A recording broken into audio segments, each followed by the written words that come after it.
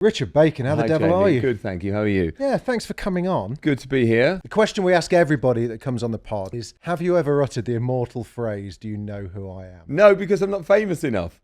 That would be quite weird. Yeah, but I'm not though. That would be quite strange because they would just say no. I have no idea. I think you're one of the most recognisable for people of a certain age in Britain.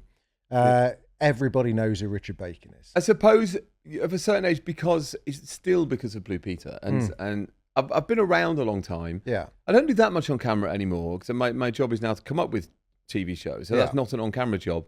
I do it occasionally. I think there's something about 90s nostalgia right now that's very, very big.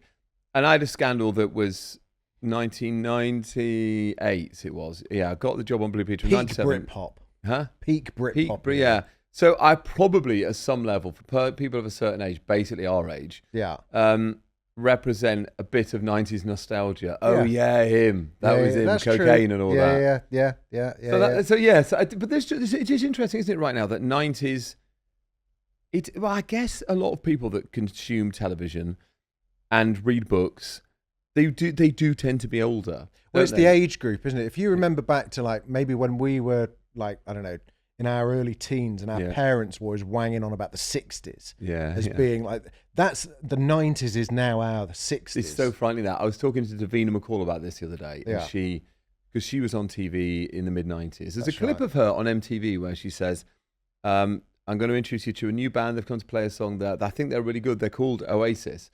And she's been a presenter so long that she could introduce Oasis and no one had heard of them. That's amazing. Because they've been famous since like 93, haven't they? Or something like that. Yeah. And I was saying to her the other day, my God, my first TV job was at Live TV.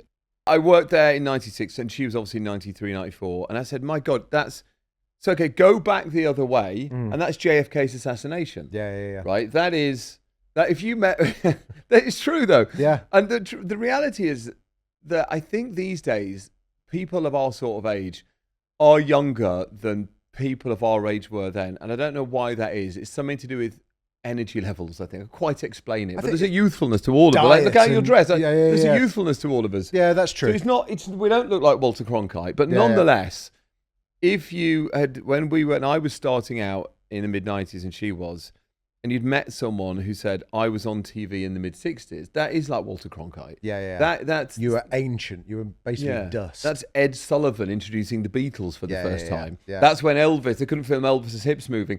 That's the gap. The same gap. Yeah. And now it feels like there isn't, like, my kids are into Oasis probably more than I ever was, like now. Whereas like, I would like bristle against kind of 60s culture just being for oldies, whereas like it doesn't feel like there's any time passed at all. Maybe that's because we're still kind of like children. Well, we're still children, but the other thing that's happened, which is interesting, is every single song in the world that's ever been written that's successful is available to you in your pocket. Yeah.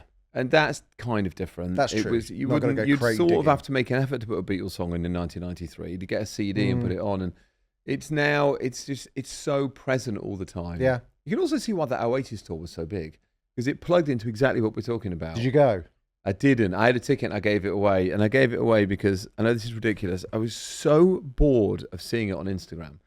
Everyone who went felt the need to show me what a crowd looks like at a stadium. And I'm like, no, I get it. Yeah. It's a crowd. You're in a crowd. And they're over there, miles away from you, singing "Don't Look Back in Anger." Yeah. My wife, Rebecca, my wife, she went and she was standing. You can't just say your wife Rebecca. You have to say my long-suffering wife. Yeah, Rebecca. That's true. Yeah, and it has been long. And if you're married to me, time actually feels even longer. she feels like Walter Cronkite. Yeah, she does. Yeah, but I think someone threw a cup of piss on her when she went. So right. I think I would go. I'll go to the next tour. I think you need. I want a seat. But I'm not doing standing. I'm not interested in that. But you're not massively keen on those things. I think the last time I saw you properly, because we kind of bump into each other every couple of years. I saw you at Glastonbury. Oh, yeah. And you got yourself into a lot of bother there by just coming out of Glastonbury. You're the only person to have a VIP ticket at Glastonbury and to walk out going, that was shit. I know. I didn't enjoy it. I don't know what happened that time. I think by the end of it, I'd sort of worked out how to enjoy it more. But I found it's quite overwhelming. It's so big, and it's aesthetically nice from the air. So when you watch Glastonbury on television, and they have the aerial shots, and you see the pyramid stage, it looks really beautiful. I find when you're there, it's a bit like a fairground in Nottingham. It's a bit ugly. And really big. And then I think, oh, maybe that's the point. I think the issue wasn't Glastonbury, the issue was me. And I realise that now. You were vastly in the minority. Yeah, but you're sober and I'm not. So you probably enjoyed it more because you had energy the whole time. I've been to Glastonbury sober and I've been to Glastonbury very much. Which is better? Very much not sober. They're very different. What drugs have you taken at Glastonbury? All of them. I quite like to take magic mushrooms at Glastonbury. I think most people are on magic mushrooms at Glastonbury. They're all the rage, magic mushrooms. Well, magic mushrooms are now basically the same as like smoking a joint was in the like 90s. So everybody is on the drops, on the chocolate. There's quite a lot of evidence that psilocybin, which is like the active part of it, is actually quite good for you.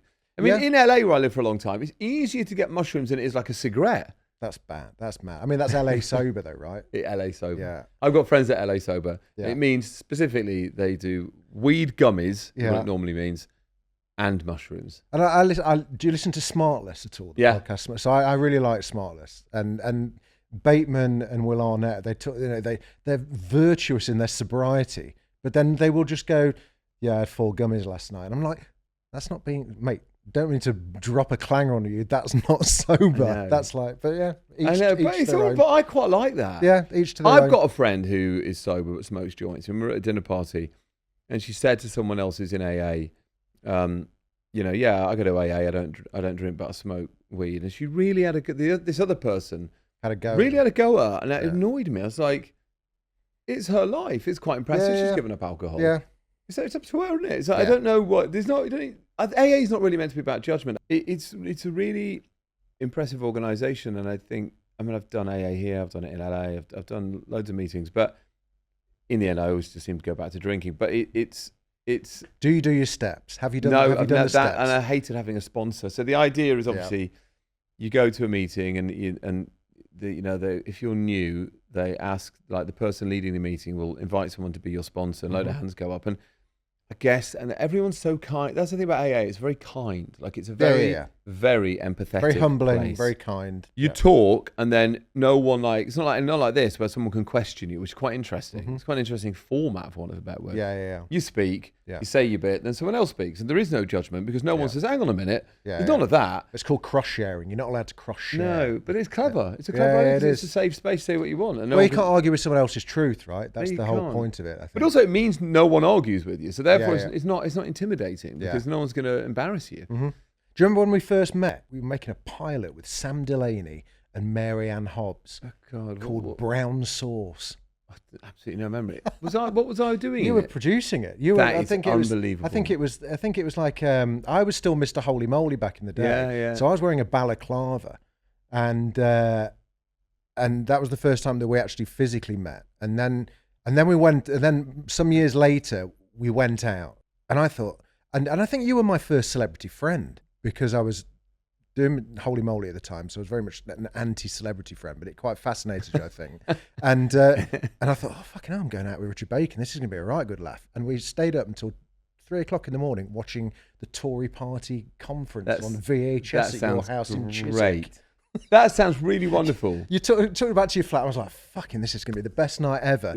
You showed me your hot tub, which was full of leaves. Yeah, that's true. Ant from Ant and Dec, Ant is now one of my good friends, lived across in the same... Both of them? Both of them lived in the cul-de-sac, and their Aston Martins were parked outside. Yeah. And you were like, right, let's get this party started. And you just took out a VHS of John Major winning the general election. Come on. And was it the 97 general election? I remember that. It was. I did used to go back and rewatch the 97 general election. I know. It was because that was the one where Portillo lost his seat. Do you remember that? Yeah. It was quite exciting. I do remember it, yeah. Enfield Southgate.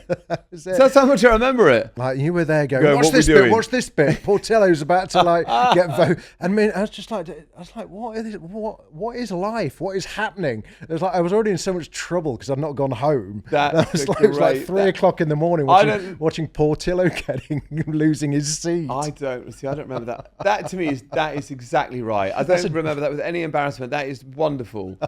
That's really fun. And it's really, when you rewatch the 97 election, it's really entertaining when you go back and watch it. When I got my job on Blue Peter in 1997 in February, but BBC Television Centre, which is the TV Centre's still there, but it's only 3 studios. It used to have 8. Yeah. And it was like Disneyland, but better. Yeah. I mean, I was 20 or 21 when I got there. 21. And the first week on Blue Peter, and Blue Peter was in what's called TC3, Television Centre 3, Studio 3. And the studios are built in a sort of circular fashion around the building. And I went, and you could just walk into any studio. There was no like security on the doors. Yeah. You didn't have to have, now you'd probably have to have a magnetic pass to get through all the doors, but you didn't. So I was there and I was like, okay, I'm 21, I love television. And I went to Blue Peter, the studio's massive. And it was like my first day, and I thought I'm going to walk around Television Centre. So I went to TC1 and I opened the door, and in there was the set for the 1997 general election, which was happening that Thursday, and it was Tuesday. And I was like, wow. And like, this is where David Dimbleby is going to be. It was obviously enormous, right? Yeah. Like, fuck me. TC1 at that point was, Television Centre 1 was the biggest TV studio in Europe. And then I went in the next studio, and it was the set for Newsnight, Studio 2. Studio 3 was Blue Peter. Studio 4 was Top of the Pops. Amazing. Studio 5 was A Question of Sport.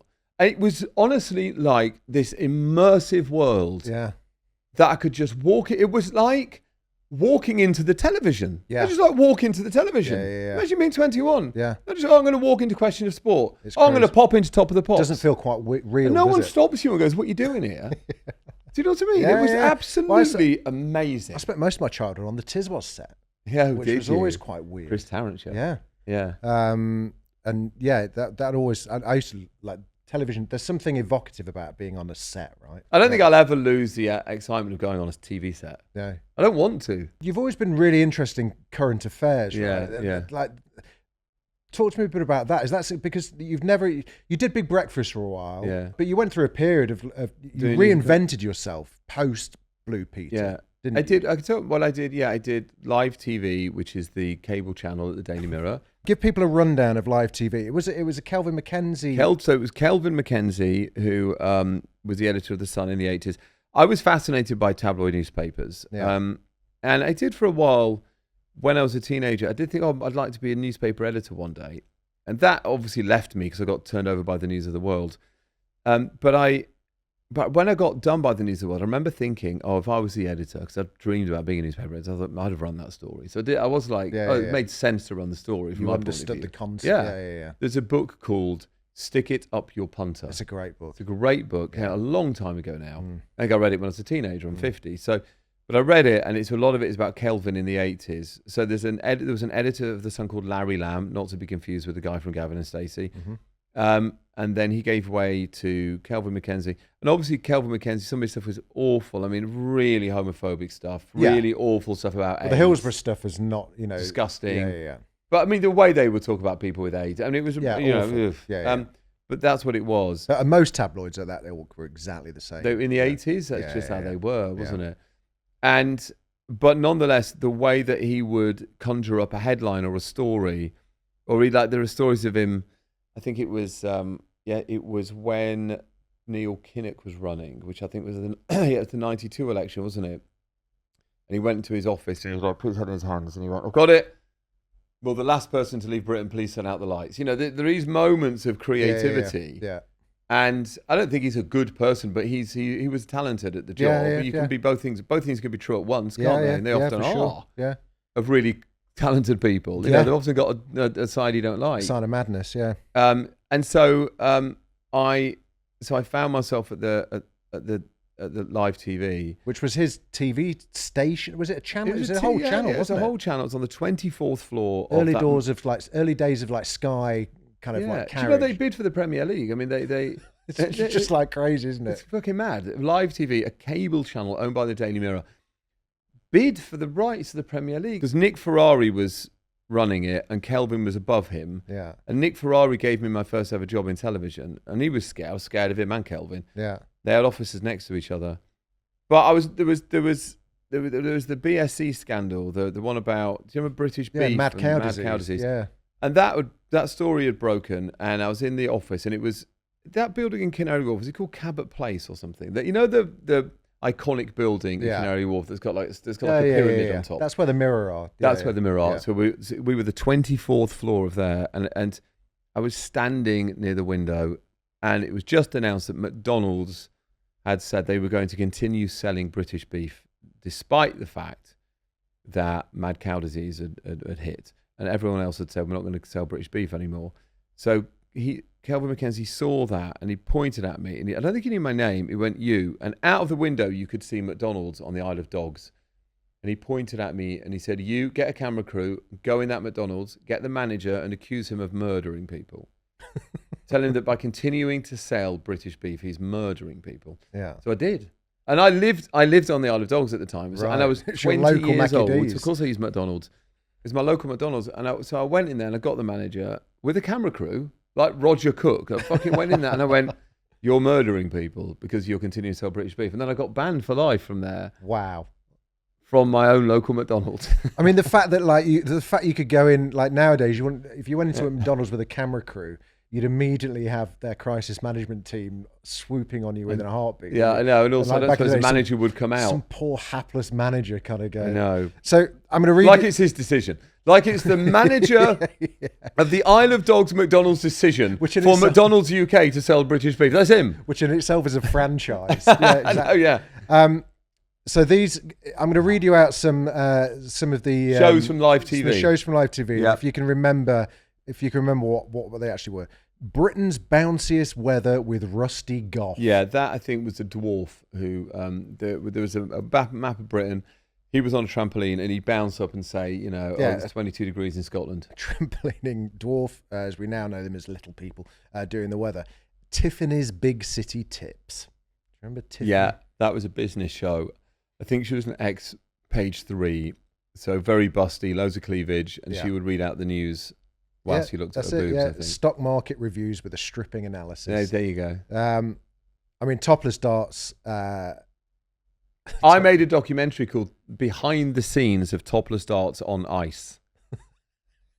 It did spin-offs on ice, in space, on the farm. Topless darts on the farm. Yeah, it's great. You didn't just get banned from McDonald's, you got banned from the Houses of Parliament. I think I still am technically, but they just forgot. By the Black Rod himself. Yeah, what happened there? There was a thing called News Bunny that would stand behind the newsreader and put his thumb up for good news. My friend Jerome was News Buddy at some point, He put his thumb up for good news and thumb down for bad news. And I took him to the Staple, took News Bunny in, as we put the costume in a bag, and I went with this guy, and I got a pass. What I did is I applied for a pass under the name The Daily Mirror. So I got a pass to cover the State of Parliament right on College Green. I stood there and I said this guy was my assistant. And as the Queen got nearer, I said, "Get it on." And he put on the massive rabbit outfit. And, I'm next to ITV and Sky. And then I've got his rabbit behind me.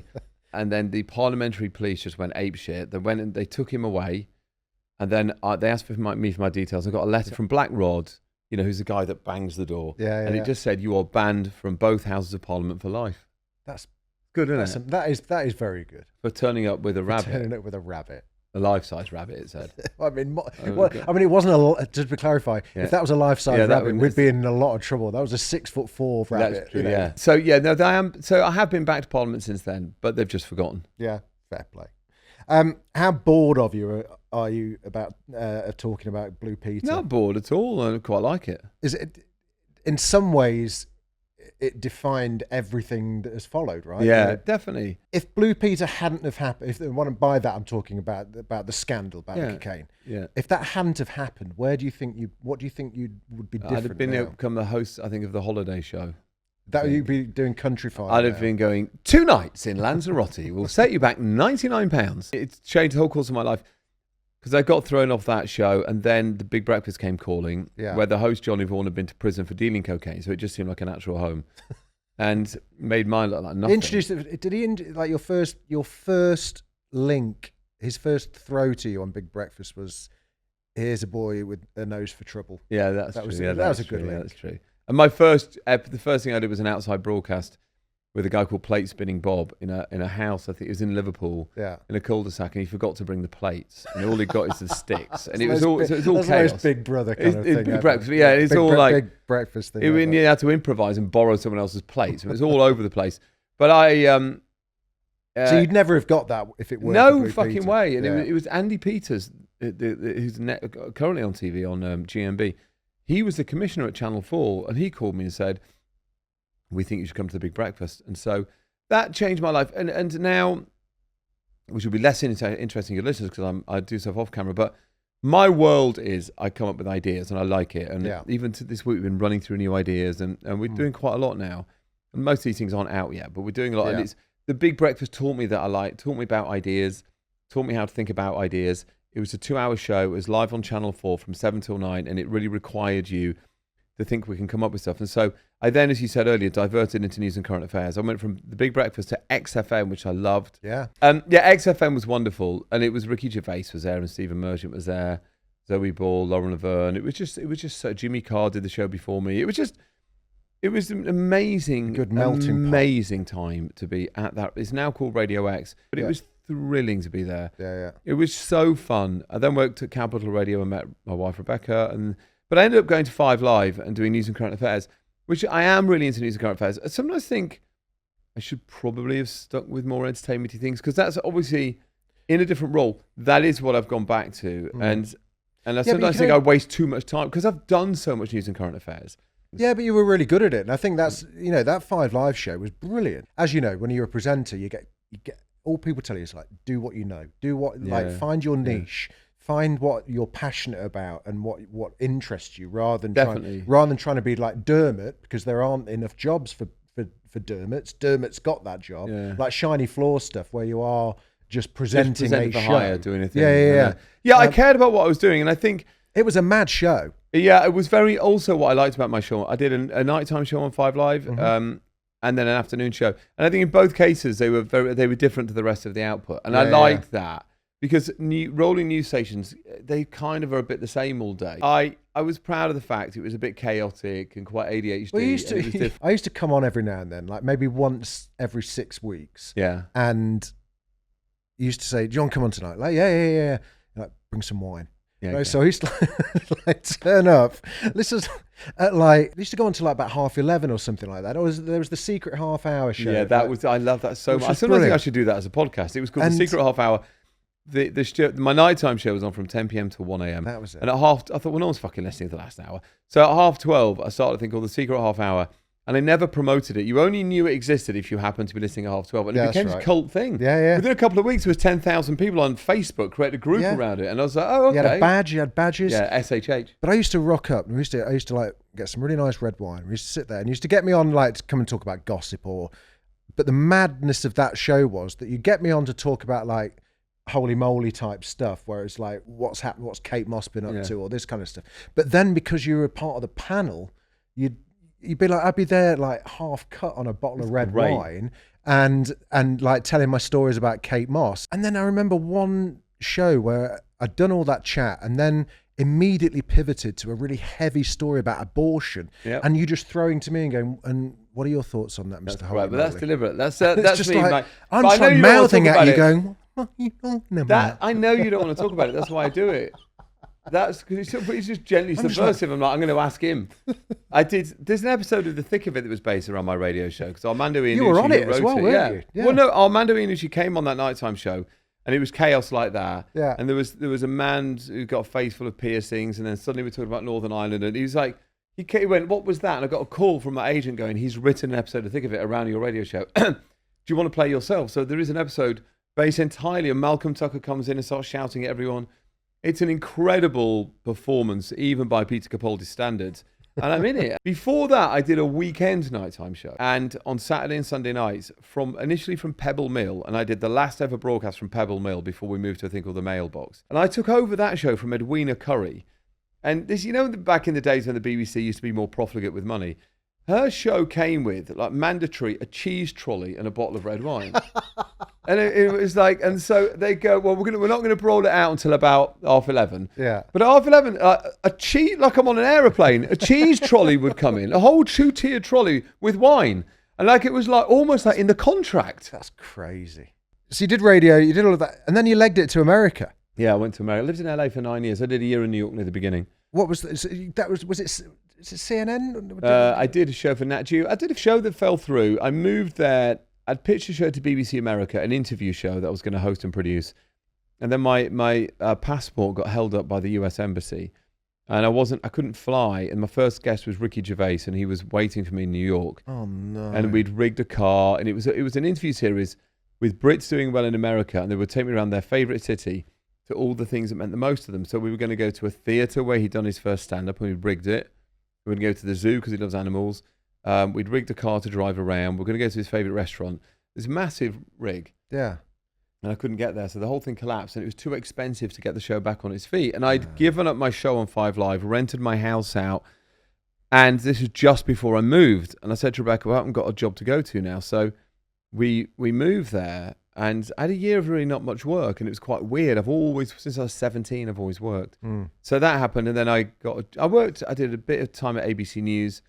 I did a daytime show on Fox, but I began at Nat Geo in New York. And how did you claw into that world? Because, America is just vast, right? Especially in celebrity, and especially in kind of media. Yeah. Like, did you have much cachet over there? No, but what happened was, my CAA, who are the big, there's 3 big agencies in Hollywood. There's UTA, WME, and CAA. Mm-hmm. And I got a meeting at CAA because I think what happened, because I'd sold that show to BBC America, I managed to get, through a friend who knew someone, a meeting at CAA with a guy called Matt Horowitz, who to this day is my agent. And I went to see him, and I said, look, I'm Richard. I currently host a radio show, but I'm going to leave it. But I have got this show commissioned on BBC America, and I'm going to host it. And so they took me on. Then that went away. And credit to Matt. These are big agencies. Yeah, right? they are. They're mad American agencies. Because over here, you have like book agencies, you have like television presenter agencies, you have radio agencies. And when you got like CAA, you're on the same agency as like Tom Cruise, which is just Obama. I mean, and their headquarters there are more like the CAA, let alone CAA. It's flashy Beverly Hills place. And credit to this guy Matt Horowitz. He stuck with me through thin times, and now I'm not a presenter. I have a company now. He represents my company, and they're really good to me. They're really helpful with finding talent and putting people on my ideas. I mean, literally last night, I've got this idea for wrestlers. I won't go into it, but they've made a meeting happen with like the biggest wrestler in the world, and they're just so useful and helpful. I really love them. And I love everyone. Yeah. But I love them because they stuck with me when that collapsed. So they didn't leave me, which you would have thought a Hollywood agency would do. Yeah. When things were bad, they stayed. And now they really want me as a client because I've got a company and it's doing pretty well. Yeah. But I will always be loyal to them. Like the only way I leave CAA is when they fight. I will never be disloyal to CAA because they were loyal to me when I needed them. Yeah. And so what happened was... It's a rarity, right? It's a rarity. And I had a year... Matt's a good person as well. And I had a year of not doing much. And then he got me a job in New York on Nat Geo. And so it was CAA...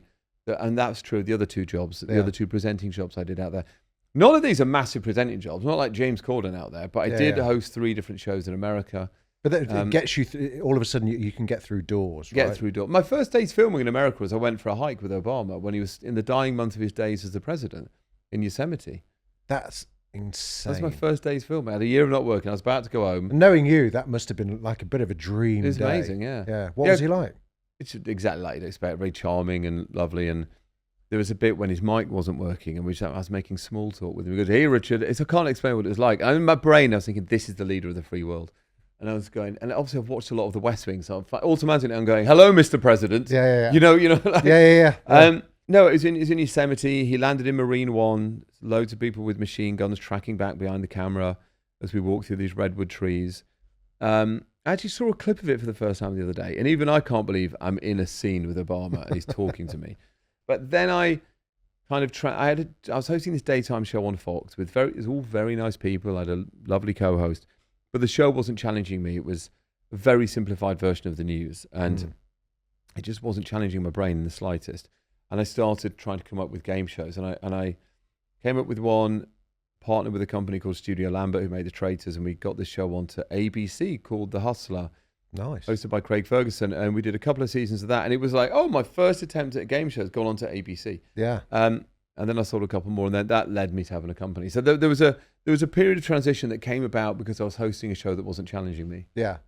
And did you initially start coming up with these ideas with the idea of you being the host? 100%. I mean, that's the one sort of sad thing for me in a way is I very much wanted to host them, and I think I was good at them. I mean, the first 3 or 4 that I sold, the first 4 game shows that I've had become television series, I wanted to host all of them. Yeah. And I'd come up with them, therefore I'm an exec producer of them, and I still got taken off all of them. When I came up with The Hustler, I initially thought, this is probably a daytime show on Channel 4. I could just about scrape being the host of that.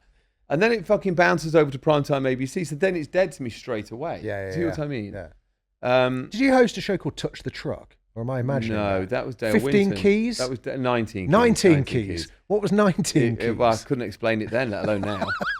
It was a very complicated show. It was one of those shows where you're like, now, if you get an easy question, you have 15 seconds on the clock. If you go for a medium question, it's 20 seconds. It's a bit like If you have a hard sticks. question, exactly like that.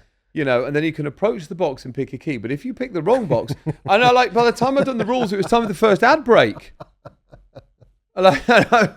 So when I try now to conceive of things, it's like, is this 19 keys? Am I 19 keys? Is all I this? do. Yeah. Like I had one lovely show with Jimmy Carr on Channel 4 called I Literally Just Told You, and all that. Great show. Yeah, it's fun, isn't it? The idea was, we give you the answers to the questions, you're still going to forget them. Yeah. So it's not too hard to. I just want them to not be hard to explain. That's the key to any great quiz show, right? Who Wants to Be a Millionaire? I can imagine that you are always coming up with like post-it note ideas. Yeah. The problem with the way I work is, I'm called a producer, but really I have a really good team and who are experts in bringing things to life. I love so much hyper-focusing ideas and coming up with them, but there is a problem with that, which is, and there's a very big problem I think with ADHD people like me, is you've got to make sure you see them through. You've got to like. You're a great starter of things. No, it's more that I have it and I'm in love with it. I'm in love with it, and then TV takes a long time. It takes too long. I mean, there's a show. It's our biggest show yet, and it's a talent show on an American network next year. I'm producing it with Simon Cowell, and it's a really big, made by my company, and it's a really big production. The beginnings of that idea were 3 years ago. So by the time it's on television, it'll be 4 years. And it's just too long for a brain like mine. And so what my point is, you have an idea, and I come into the office, I've got one, you know. And then the problem is everything takes so long that I'm interested in the shiny new one. So suddenly there's 22 ideas on the board. It's just too many. A company like mine, you only need 4 or 5 to get made, and your company's quite good. 22 isn't actually, it sounds good. At one point I had 49 on the fucking board. It's no use. It sounds good. It clogs everything up. They just don't get finished. And like that, there's a genuine problem which is, okay. I've got to learn to prioritize and see things through, which I think I'm getting better at now. There's a game everyone plays called 6 Degrees of Kevin Bacon, right? That's the wrong game, because the real game is 6 Degrees of Richard Bacon. Go on, do you want to try it? Well, no, you are the most connected man I know, right? Like, you know everyone. I do know a lot of people. I think that comes from being social. That does come from being social, I think. But also from, like, you talk about it. You've got a great new podcast called "Why Are You More Successful Than Me?" And that also comes and a point that you bring up in that, and I think I just listened to the one with the guy from the Ivy. Oh yeah, Jeremy King. Yeah, great He's a episode. Nice guy. And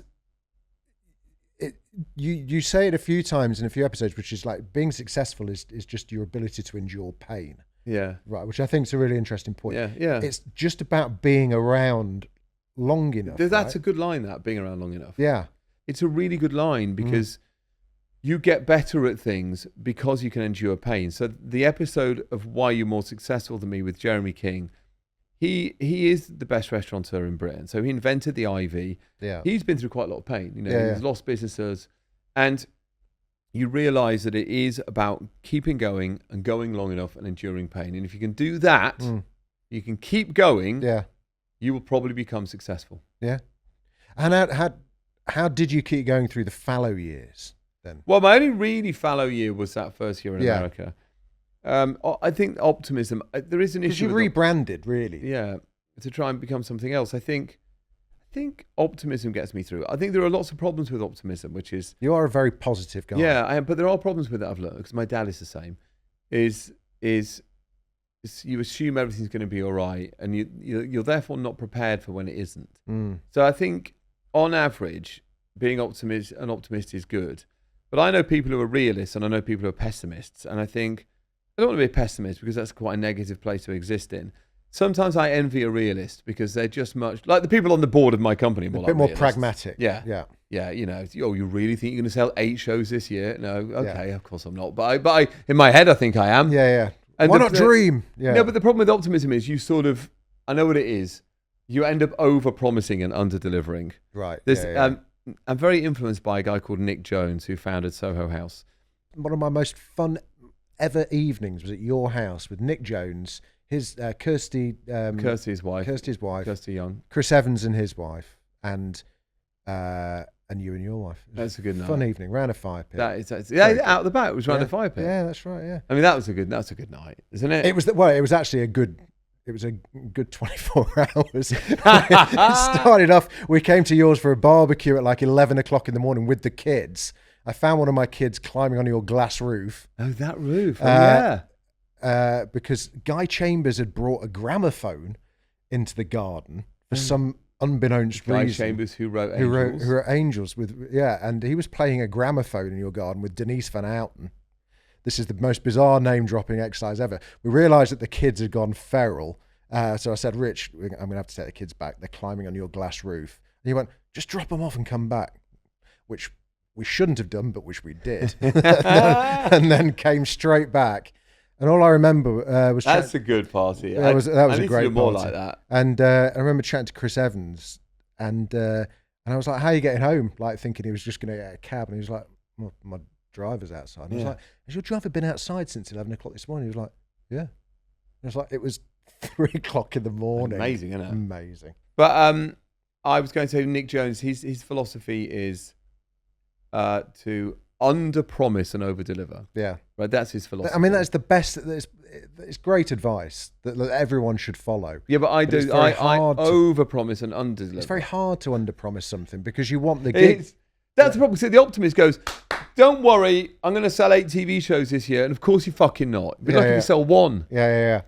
Whereas, yes, the realist goes, I'm going to sell none. And then everyone's happy that you've sold 1. Yeah, I get it. I get it wrong all the time. Yeah. Who's the most famous person you know? Oh, I guess, I mean, you can't class Obama as a mate. But him. Like... Robbie Williams FaceTimed me last night. Did he? Long chat with Robbie. I like Robbie. Yeah, I like Robbie. I've already told the story on here. We recorded our debut albums in the same studio together at the same time. I didn't need recorded an album. Yeah, I recorded an album. What was your album? It was called Third Party Fear and Theft. Okay. In the late 90s. Was it about insurance policies? It may as well have been. And we Maison Did you get insurance for that album failing? No, we did not. We did not bet against ourselves. And I spent like 3 weeks with Robbie in Fulham. He's a good guy, isn't he? I really find him easy to talk to. But again, the ability to endure pain brings longevity, and Robbie is now in a place where he's like, I think he's made peace with his celebrity now. And he's really managed his addictions. I mean, he's been sober so long, and in a way, we do talk about that, but in a way that I haven't, and I like him. I think he's a good person. It's just an instinct, isn't it? What's celebrity like in America? I've never been a celebrity in America. But I know some celebrities in America. But just by its very nature of producing TV shows, you have to enter into that world of talent in America. Like as to here in the UK, we have a very different relationship with famous people than in America. I think. I tell you what, I did a pilot. This pilot I did at the end of last year, which is becoming a show. One of the just got very famous judges on it, and I'm not going to name him because it'll become a story. But there's a famous judge on it, and this particular famous judge, I'm not even going to say if it's him or her, but like, and this is so the difference between an American network and a British network. And this famous person's agent said, because we shot the pilot in East London, but for America, in a hangar. And this person wanted to do it because they liked the idea of the format. And his agent called me and said, yeah, they'll do it, but they need a private jet both ways. And you can imagine saying that to IT and BBC, right?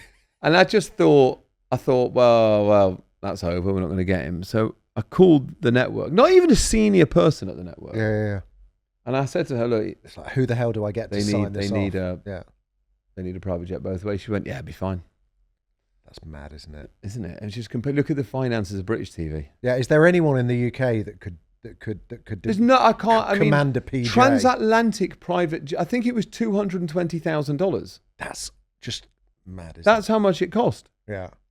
And it's not a private jet around Europe. Maybe that'd be 30 or 50, but it's $220,000. That's mad. It's like, and are PJs much better than business? Yeah. Is it? I've never been on a PJ. Are they? Yeah. They look fucking great. Oh yeah, they're much better. I mean, why are they better? What is it? Is it the? You drive up. Is to it the customs? Plane. You drive up to the plane. You go up the steps. It's the admin of it all. That's better, is it? You drive up. You drive up the steps. You get to the plane. You go up the steps, and then when you land, the cars are all waiting at the bottom of the steps. I mean, that must feel great. It's amazing. It's like you feel like the Prime Minister. Okay, I'm sold. But it's just crazy money. I mean, it's just a crazy level. Yeah. It's not like a bit of a leap to go from business class to a private. It's not a bit of a leap. It's a different fucking universe. Yeah. Do America revere celebrity a lot more than we do here? It's a good question. I mean, I think maybe. I mean, the atmosphere out there is quite positive in a way, I find. Whereas here, there's more of a cynicism towards it here, isn't there? Just by our nature. Just who we are. I think we just think it's a bit daft. Ultimately, I think we just, there is a nature in Britain, in the UK, constantly with celebrity, was just like, your shit don't smell any better than mine. Yeah, I know. It's that kind of element, I think. And also, I think Britain as a whole are just better piss takers. Yeah, that's true. Do you know what I mean? Definitely more cynical, but in a way, there is something healthy about it. There's something unhealthy about it. New York or LA, which is. Well, I think New York's a better place to visit than to live. I lived in New York for a year, and I think LA is a better place to live than to visit. Some people come to LA and they're like, I don't get it. It looks a bit ugly. Look,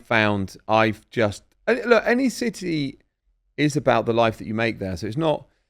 I had a bad time living in New York, but it's not New York's fault. It was just didn't quite work out for me.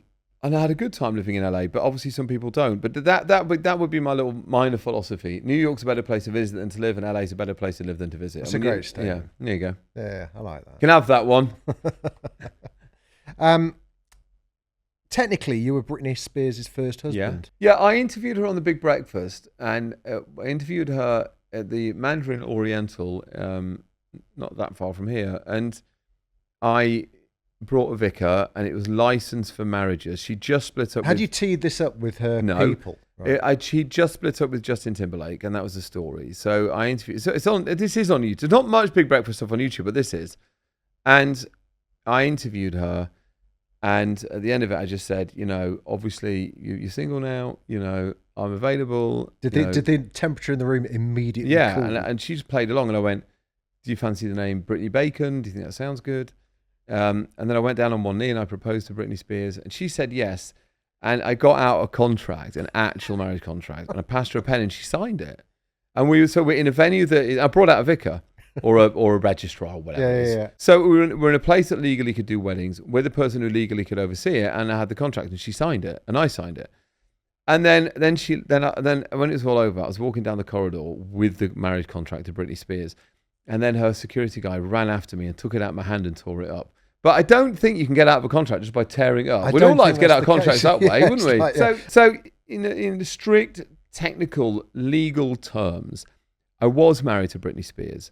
And then she married this guy called Kevin Federline. Yeah. And so at that point, I was on XFM in my sort of gently subversive way. And I went on there and went, hang on a minute. She's a bigamist. She's a bigamist. She's married to me. And I told this story. And then NBC in the States picked up on it. And I did a phone in to the NBC breakfast show. And I said, I'm sorry, she's a bigamist. There are stories that ran saying, all of a sudden, Britney Spears is a bigamist as a headline. Radio presenter from Britain, Richard Bacon, says he's catnip to a showbiz desk. Oh my God. It was really fun. When you're just that age and you just love being cheeky. And it was was so fun seeing the NBC logo above a headline that said Britney Spears is a bigamist. She's married to the British radio presenter Richard Bacon. Mad. I'm not sure who dodged. I'm not sure who dodged the bullet. That would be like a dreadful union. That house that we talked about, your party, is that the house that you rented out to Woody Harrelson? Yeah, I did. That is amazing. Yeah. I like Woody. I've interviewed Woody Harrelson. I became friends with him through that. He's really sweet. He looked around my house and went, "Hey man, I'd like to get to know your friends," just by looking at my house.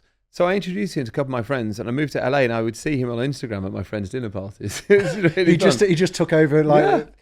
Yeah. Took him to a couple of parties. It was just. He strikes me as a man who's so comfortable in his own skin. He's so comfortable in his own skin. He's so nice. Yeah. I love being in his company. He's just a good person, and he's just chill and fun, and yeah, I find it. And you can almost forget. Sometimes you get to know people, you can almost forget how famous they are. And he's also absolutely mad. It's like I think he was in a Star Wars film at one point. He was in the Solo. I think. Solo, that was it. And I was doing interviews, and I went to interview him, and Thandie Newton was in it with him, and she'd been paired with him. You know, when you go to do junkets, and occasionally there's a live one who gets paired with the sensible one, and Woody was having a long day of it, and he was just like, did not give a shit. Like, he was easily the most famous person on the cast, I think. Yeah, sure. And just had done enough junkets in his life not to care about them, and was easily many glasses of wine. He's so funny. Yeah. He'll often just start doing card tricks. The big thing is he likes doing magic. Well, he was in the Now You See Me, Now You Don't franchise, you're right. wasn't Maybe he? that's where it comes from. Yeah.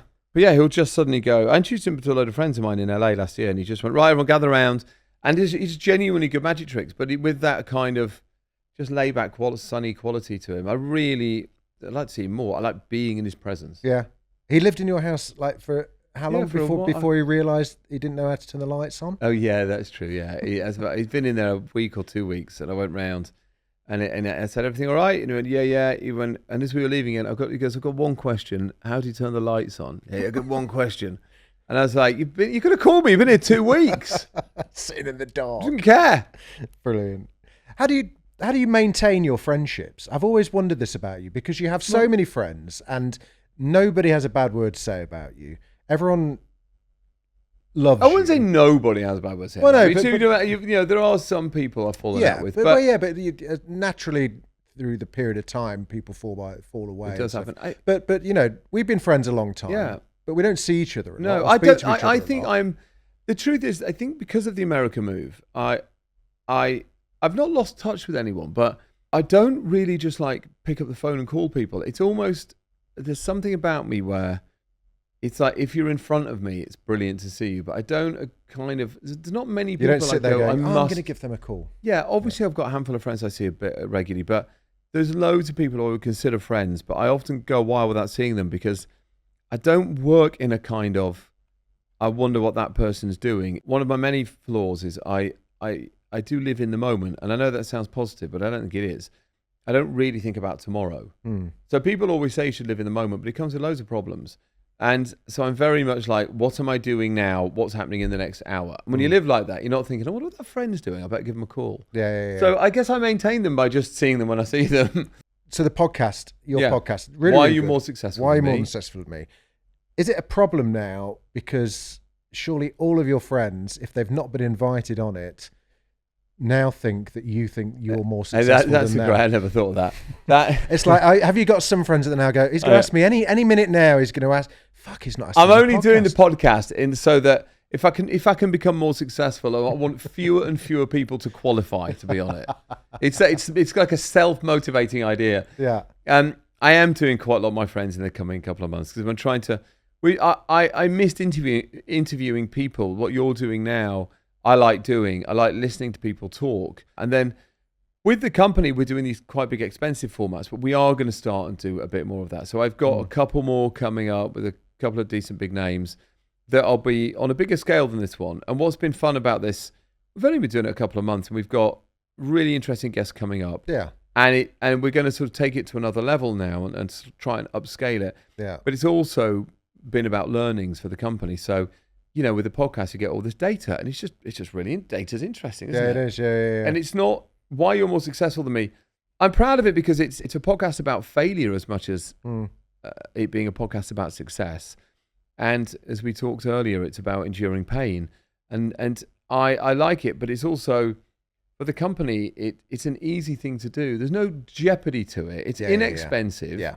You do a show and spend 3 years working on the damn thing, then it fails, and then you spin off into depression. Well, the lighting in the pilot's not right, and you fucked it. No, so it's like hundreds of thousands. This doesn't really cost me anything, and yet I'm learning. Yeah. And now we're going to do some others with other people, and we'll have learned a bit. Yeah. So it's like a luxury almost. Yeah. And as I say, I think there's something, as you're doing now, sitting down. We're talking more than we would in real life. Yeah, that's true. Even if you have dinner with someone, you're still distracted by a load of other things. Yeah. This format here, which is almost a part of therapy, isn't it? When people tell me about this job, tell me when you got fired. Yeah. That it is a really nice way to sit and talk to somebody, even if you already know them. Way more successful than me. Like Ruthie Rogers does a good one as well. Yeah, she's great. Bella Freud does a. I haven't done hers yet, but she's coming up. Bella's coming up. Right. Okay. So Bella Freud's got a great pod as well. Do you find? She's got her own podcast. She's got which is a therapy. She makes her guests sit down, lie on a couch. Yeah. And there's a camera on bird's eye. It's really beautifully shot. I remember she told me when she first told me about this, and I was like, that does sound like a good idea, because her great grandfather was Sigmund Freud, the sort of founder of psychoanalysis. Her father was Lucian Freud, the artist. Yeah. She's in fashion, and it's almost a bit like it's merging all those worlds at once. And do you find it easier interviewing people that you know or that you don't know? I think my team tell me I'm better at interviewing people I don't know. I like it all, really. With somebody you don't know, it's a voyage of discovery. When it's like, hang on, tell me more about that. Yeah. When it's someone I know, it's a point I've just made. You are talking to a person you know in a way you haven't done before. Yeah. You could have known them for 15 years, and yet you'll learn something about them through this particular format. So I think probably, I am inquisitive. I think probably it's better when I don't know them, because it allows you to lean in a bit more. I've got a great Richard Bacon anecdote from me and you at Edinburgh. And to those that don't know, Edinburgh TV Festival happens at the same weekend. I think it's last time. Normally the last weekend of the August comedy of the Fringe holiday, Festival. Yeah, and it used to be like the weekend of the year. It was fantastic. I used to love it. For all the wrong reasons. It was, but everybody descended on it, right? Yeah. And I think me and you were there, we saw each other there a couple of years, and it always descends into a very long night and lots of fun. And I found, again, one of the most bizarre moments, like considering all the people that are at Edinburgh, me and you ended up in an hour-long conversation in a hotel lobby with Ben Dover. Oh yeah, God! So we did. Of all the people that you could end up in a conversation with, was the porn star Ben Dover. That's brilliant. Who was there trying to eke out a TV career. And that, I think, later that night I carried Ash to bed. Probably. Do you ever miss drinking and doing late nights? I miss the social aspect of it. Yeah. I don't miss everything else. I enjoy my life a lot better now. Yeah, I'm sure. But I have lost friends because of it. You do. You just naturally. That side of some, the staying out till 2 a.m. meeting, doing all the drugs, thing. doing all the drink, doing all the nonsense, and being. I was probably a lot more fun then, because I was just because. Do you never do shrooms or weed gummies or anything? No. Okay. No. Well, good for you. It's very impressive. And I think I'm. Every now and then you mourn that life. Sure. But I think you're mourning the romantic side of it all. And the cavalierness of it all. Yeah, of course. But actually, it was never ever. The stress and the strain it put everybody else under. Of course, and I think with those things, like I should be sober really, and I think that I'm sure when you average it out, you weigh what you miss against the gains, then you're net up, aren't you, in life? The advantages outweigh the disadvantages. So, and I think that's a really important thing. It does lead to, it is fun, but it's also a problem, isn't it? And also as you get older, I don't know, it doesn't get easier, does it? And you do start to think about, hang on, what have I done to my liver? So I work out quite a lot. I go to the gym a lot, and sometimes I look at my body and I think, why does it not look better? And then I go, oh, I know why. I remember why. But you had your massive health scare. I went into a coma. Yeah, on a plane, was it? I had of all the places to go into a coma, it was a plane awful. Must be the worst place. Well, both my lungs filled up with infection. It was an allergic reaction to something, and I'm not sure what, but it filled up, and then because the cabin pressure pressed on the lungs, I was hallucinating. I thought people on the plane were trying to kill me. And then when I landed, because the cabin pressure eased, that made me think I was okay. I thought, oh, getting better. You know, you go, oh, I'm getting better. I'm getting better. It's fine. I'm all right. Everyone. And actually, I was getting worse. It's just that the pressure had eased on the lungs. Yeah. Because of the air pressure. And so I thought, fuck it. And I went to my mother-in-law's house and I started to get short of breath again. And I went to hospital and they were like, when you go to A&E and you say you're short of breath, they take it so seriously. Yeah, they do. Yeah. And because you sort of realise, shit, every 2 or 3 seconds I need this thing going in here. Yeah. And as soon as it starts to go, it's when awful. You get conscious of your breathing. When it's going and you can't get it in, it's like torture. You know, well, it's kind of like torture. Actually. And that must have been a bit of not a wake-up call, but a bit of a kind of like... It was the opposite of a wake-up call. I went into a coma. Yeah, it was this... Go to sleep. Coming out of that, like... I saw you sometime shortly after that. It must have literally knocked the wind out of your sails a bit. Yeah, it was like... it was very strange. Everyone was very worried. At the time when I was trying to come up with formats as well. It all coincided with me trying to change my life anyway. But it was, I went to blood oxygen 58, and if you go, what doctors say, if you look this up, they say, if you go below blood oxygen 60, you get brain damage or die. And I'm not dead. No. So, But no, I turned blue, and they got the defibrillator out, and afterwards they're very much, no, we expect you to die. So that's quite a strange thing to process afterwards. It wasn't like, they weren't like, you might die. They expected me to die. Yeah. Final 2 questions. Yeah.